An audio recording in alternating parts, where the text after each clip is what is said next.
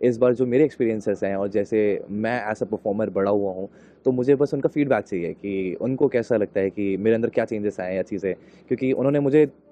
बहुत परेशान करता था उनको कि मैं बहुत डायलॉग फंबल करता था, मैं बहुत नर्वस होता था, लेकिन उन्होंने बहुत काम।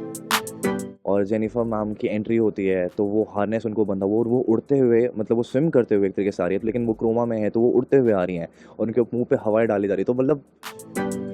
स्वागत है रजत आपका टेली चक्कर पर। Thank you so much for having me here. सबसे पहले तो ये बताइए कैसे चल रहा है दहेज दासी? दहेज दासी बहुत अच्छा चल रहा है, नंबर 1 चल रहा है हम लोग के चैनल पे और इसको बहुत सारा प्यार मिल रहा है ऑडियंस को, जहाँ पर भी ये टेलीकास्ट हो रहा है और सारी जो ऑडियंस है इसकी टारगेटेड ऑडियंस उनको बहुत पसंद आ रहा है। एंड जो मुद्दा है जो कॉन्सेप्ट है हम लोगों का that is very unique and audience are loving us because of that also I guess. तो मज़ा आ रहा है। बीइंग एन एक्टर आपका प्रोफाइल की अगर बात करें तो क्या ये मैटर करता है to work with Sony you know Jennifer के साथ and then back to Star Plus and then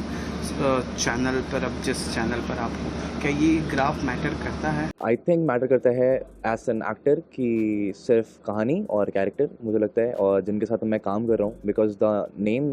associated with this show is Ravindra Gautam and रघुवीर शेखावत, जिन्होंने बहुत अच्छा काम किया है। रघु सर जैसे बहुत अच्छे राइटर हैं, उन्होंने बहुत बड़े बड़े शोज़ दिए जैसे बालिका वधू हो गया और तो इस नंबर के शोज़ और ऐसे कॉन्सेप्ट लेके आने वाले और तो ये जो नाम ही है ये सुन के ही मेरे को ऐसा हो गया था कि बहुत अच्छे लोगों के साथ जुड़ने जा रहा हूँ मैं। अब अभी नहीं तो फिर कभी और हम बहुत अच्छा काम करेंगे और अभी लेकिन फ़िलहाल जो काम कर रहे हैं वही बहुत अच्छा होता जा रहा है। मतलब डे 1 से हम लोग इतना अप्रिसिएशन मिल रहा है और हम लोग नंबर 1 थे फ्रॉम द ओपनिंग डे। सो मुझे लगता है बस सिर्फ कहानी और कैरेक्टर मैटर करता है, मीडियम मैटर नहीं करता। After being such a handsome and charming you know करके तो आप बोल रहे हो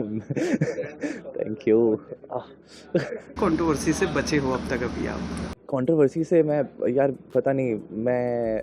बस बचा हुआ हूँ मुझे मतलब मेरे मेरे को एक्टर्स बहुत अच्छे रहे हैं, मेरे आसपास के लोग मुझे लगता है बहुत अच्छे रहे हैं और फिर उसके बाद मेरे पापा ने बस मुझे बोला था कि यार देखो सबके लाइफ में ना कुछ प्रॉब्लम्स होती हैं, ठीक है, तो कोई बात नहीं, वो ये मत सोचो कि वो इंसान गलत है, बस समझ लो कि वो जिस हालात से आया है या जिस चीज़ों से आया है तो उसका उसके ऊपर इम्पैक्ट होता है, तो बस उसको माफ़ कर दो उस चीज़ों पे and let go and don't harm your self because of him. उसको अपने ऊपर इफेक्ट मत करने दो, अपनी लाइफ समझियो, अपने जो गोल्स हैं उस पर काम करो, बहुत टाइम नहीं बचता है और अगर तुम अपने गोल से पूरा घुस जाते हो तो इन सब चीज़ों के लिए टाइम ही नहीं बचेगा। तो मेरे ख्याल से मेरे साथ वही है कि मुझे टाइम ही नहीं बचता है मेरे पास कि किसी और चीज़ों में पढ़ूँ, बस मैं आसपास के मेरे लोग खुश रहने चाहिए, सब लोग एंजॉय करते रहने चाहिए और तभी मैं खुश रह पाता हूँ। तो मुझे वो लगता है कि वाइब बहुत अच्छी रहनी चाहिए बस। Are you still in touch with Shivin and Jennifer? I am in touch with Shivan भाई, उनसे मेरी बात हो जाती है कभी किसी शो को लेके हुआ या म्यूज़िक वीडियो को लेके हुआ कि कुछ जैसे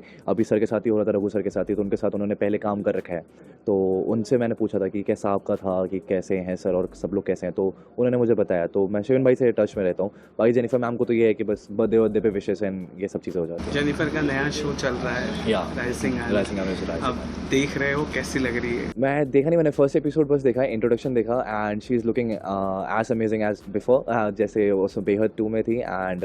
वो she is a very fabulous performer and उनके साथ सीखने को बहुत मिलता है। बस मैं अब चाहता हूँ कि मेरे को एक और बार काम करने के लिए मिले उनके साथ एंड इस बार जो मेरे एक्सपीरियंसेस हैं और जैसे मैं एज अ परफॉर्मर बड़ा हुआ हूँ, तो मुझे बस उनका फीडबैक चाहिए कि उनको कैसा लगता है कि मेरे अंदर क्या चेंजेस आए हैं या चीज़ें। क्योंकि उन्होंने मुझे एकदम नया देखा था कि मैं पहला शो था मेरा, यहाँ पर आके बड़ा शो था मेरा वो, मैं वहाँ से शुरू हुआ था, तो उसके बाद अब मेरा क्या है और सारी चीज़ें, तो उनका जो फीडबैक है वो मेरे लिए कहीं ना कहीं मैटर करता है थोड़ा सा, क्योंकि मैं थोड़ा सा मेरे लिए एक स्टेपिंग स्टोन है, मतलब एक तरीके से। बतौर को एक्ट्रेस एंड एक्ट्रेस आप लोगों का बीच में रोमांटिक सीन भी था उस शो में? तो मतलब she got to know that she was my crush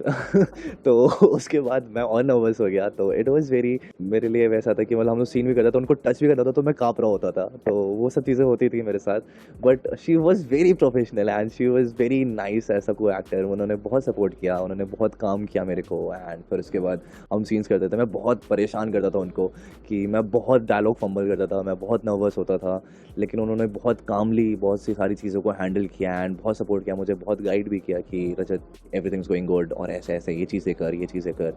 तो वो बहुत गाइड करती है, तो she is a very sweet person. कभी ऐसा हुआ है क्योंकि वो आपकी क्रश थी, वो आपके सामने कहीं हॉट ड्रेस में आ गए और आपके मुंह से एकदम फल गए? मैं पहला सीन था मेरा पहला सीन था, मैं पानी में डूब रहा हूँ और हम क्रोमा शूट कर रहे होते हैं और जेनिफर मैम की एंट्री होती है, तो वो हार्नेस उनको बंधा वो और वो उड़ते हुए, मतलब वो स्विम करते हुए एक तरीके से आ रही है, लेकिन वो क्रोमा में है तो वो उड़ते हुए आ रही हैं और उनके मुंह पे हवाएं डाली जा रही है। तो मतलब शुरुआत भी हुई तो ऐसे ड्रीम की तरह शुरुआत हुई कि उनको मैंने सामने भी देखा तो एकदम लग रही थी कि सपना ही देख रहा हूँ मैं। तो it was like that and she was very, मतलब जैसा मैंने देखा था टीवी पे या चीज़ों पे, एंड वैसी एकदम रियल में थी। मतलब वो मुझे ऐसा लगा था कि डूड अब लगता है मैं अपने सपने जी रहा हूँ मैं काम कर रहा हूँ, मतलब ऐसा जिनके साथ मैंने सोचा था कि इनके साथ कभी काम करूँगा, या मतलब it was very amazing experience.